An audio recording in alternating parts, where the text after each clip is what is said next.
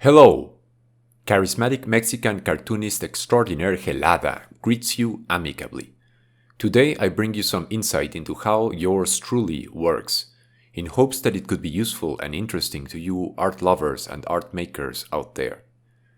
I will try to go into the logic of the work, and how one arrives at it, instead of merely imparting technical know-how on how to do X or Y thing. Stick around and listen, and hopefully be pleasantly surprised. In this case, I am thinking of this more as a MIDI illustration than art proper. The difference being the degree of mystery, ambiguity, subtlety, and thematic complexity present. I think it's great to take a break now and then from straining every muscle in one's soul to try and push cognitive development forward and do something simpler. I first try to find a dream, a general cool idea to follow. I do this sometimes before, sometimes while searching for reference material. Taking notes can be useful. The goal in this first stage is actually to remove freedom to find constraints. The first constraint.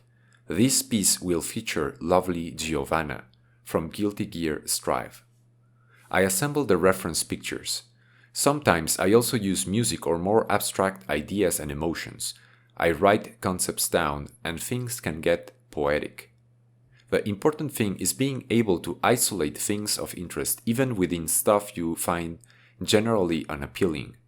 Ideas and fragments that can lead into cool dream worlds lurk everywhere. I gather pictures of her and review her wiki. She's a Secret Service agent protecting the President of the United States. She has a companion spirit wolf. The link between guard dog and Secret Service agent is obvious and pretty fun. I start looking at pictures of bodyguards in Google.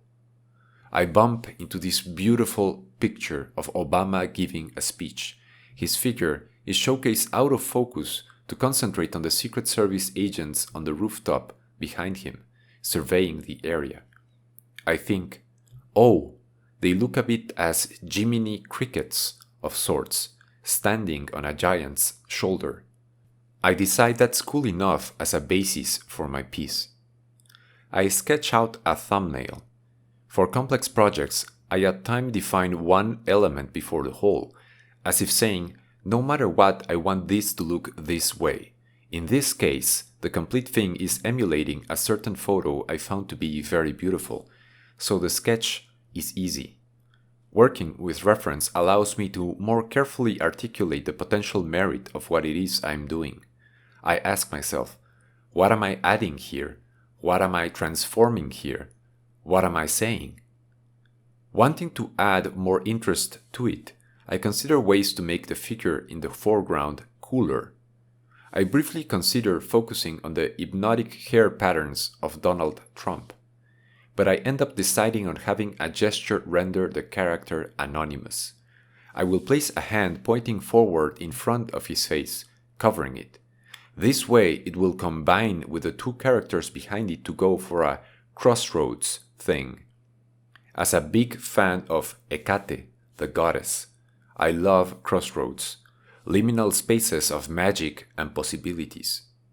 The president is pointing to an abstract direction, covering it, if you will, pointing towards the sky, onwards and upwards, and pointing also towards his own speech, which rises above the picture and is left to the viewer's imaginations. The female and canine agents are covering two other complementary, more mundane directions to ensure the politician's safety. Great. My small tweaks and additions add a lot to the already awesome image, I feel. This communicates well the sense of a leader being a finger that points. Of course, the phallic dimension of this is obvious as well. In Mexico, we had an expression called el dedazo presidencial, or presidential fingering, where a president pointed out his successor and there was only the illusion of political uncertainty. I also seek reference for specific elements within the picture if needed. For example, hands, hair, materials, poses, etc. I aspire to make each little thing in the work stimulating, not just visually, but thematically as well. I don't want to just draw triangle-looking trees unless that fits the specific project. To talk briefly about how to draw figures, I think the most important thing is to go for shapes rather than muscle and bones or other structural elements. Shapes above everything, I say. Of course, you need to understand what it is you are drawing, but you have to also understand that the viewer will see shapes first and foremost, which is why they must be given priority. After cleaning the sketch up, I do a second set of lines to add thickness around silhouettes and to make things better suggest volume. This helps the drawing and gives it a sense of hierarchy, order, and depth. I strive to make my lines taut, sleek, and sexy.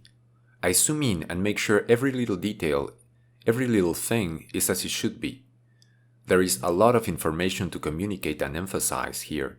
It is at this point that the drawing starts to look nice. It is also important to erase any superfluous lines and details. Some pictures ask for loads of details, but I believe that if you can remove something, you should. Elegance is something worth chasing after. Key, restrained, hopefully meaningful extra elements are added. An image must have a strong initial impact, but that impact should then yield into a fun journey for the eye to roam around the picture and discover stuff in it. People start out pictures from many different places. I love drawing most, so I draw first and then seek to create a dynamic with the colors and tones on top of it.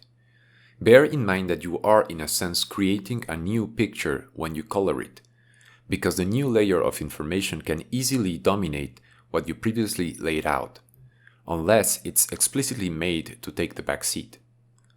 Of course, I realize at this stage that I have created a fan art of Guilty Gear's Giovanna that is unlike what most people would create. Everyone would focus on her face and feminine assets. Although she is clearly recognizable, I don't show her face.